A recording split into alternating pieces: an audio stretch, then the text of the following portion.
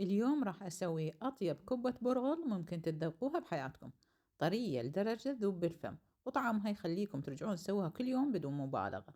وإذا كانت تفشل وياكم قبل، اليوم راح تنجح 100% من أول مرة. فخلونا نصلي على محمد وآل محمد ونبدأ هالوصفة خطوة بخطوة. بالبداية راح نحضر الحشوة. هنا أنا عندي بصلة كبيرة الحجم ومقطعتها ناعم، حمستها بقليل من الزيت إلى أن ذبل البصل. بعدها راح أضيف نص كيلو من اللحم المفروم مع إضافة التوابل اللي هي كركم، كاري، 7 بهارات، فلفل أسود وملح. أقلب المكونات إلى أن ينحمس اللحم كلش زين وينشف مية. بعدها راح أضيف الكرفس المثروم ناعم وأترك الحشوة تبرد. عندي هنا كوب ونص من الجريش الناعم ونص كوب من البرغل الناعم.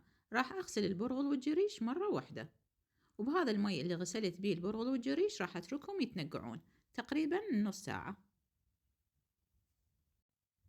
وهسه ورا نص ساعة صارت عندي عجينة ناعمة ومتماسكة وتصلح أن تكون أنجح كبة.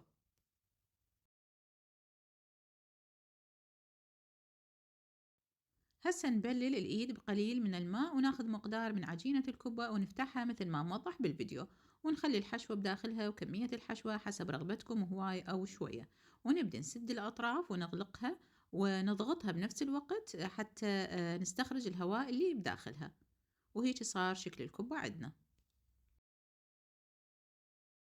وهسه راح نبدأ بتحضير الشوربة. بقدر على النار راح نضيف مقدار من الزيت مع بصلة صغيرة الحجم ومقطعيها ناعم، وراح نحمس البصل إلى أن تبرز رائحته. بعدها راح نضيف كوب من العدس المغسول، وراح ننطي العدس تقليبه مع البصل. وراح نضيف التوابل اللي هي ملعقة صغيرة لكل من الكركم والكاري ونص ملعقة صغيرة من الكمون، وأيضا نقلب المكونات. وراح نضيف مقدار من الماء الساخن بالبداية على حرارة عالية، وبمجرد أن يغلي راح نوطي الحرارة ونغطي القدر. وهسه نضج العدس ويانا. راح نهرسه بهالطريقة مثل ما موضح بالفيديو أو بالخلاط اليدوي أو بدون هرس، لكن إذا نهرسه راح يصير القوام ناعم وكريمي. راح نضيف مي بهاي المرحلة، مي إضافي، وراح نضيف الملح بهاي المرحلة أيضا. وبالبداية أيضا راح نتركه على حرارة عالية، وبمجرد أن يغلي راح نخلي الكبة ونعطيها تقريبا حتى ما تلتصق بالقاع.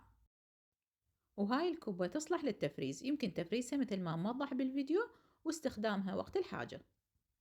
وهسه جهزت الشوربة ويانا، وأول ما نفتح القدر راح نشوف القوام شلون يجنن، لا خفيفة ولا ثخينة زايد، ثخنها مضبوط ومرتب. والكبة متماسكة بشكل حلو مثل ما تلاحظون، ولا حبة من الكبة مفتوحة، محافظة على شكلها وطعمها راح يكون خرافي. وهسه نصبها بصحن التقديم. وبهيج نكون خلصنا كبة البرغل بطريقة سهلة ومضمونة. وإذا طبقتوها مثل ما شرحت لكم أكيد راح تنجح وياكم من أول مرة. جربوها وشاركوني رأيكم بالتعليقات وقولوا لي شلون طلعت وياكم. ولا تنسون تحفظون الوصفة وترسلوها لكل واحد يحب الأكل العراقي الأصيل، وبالعافية عليكم مقدما.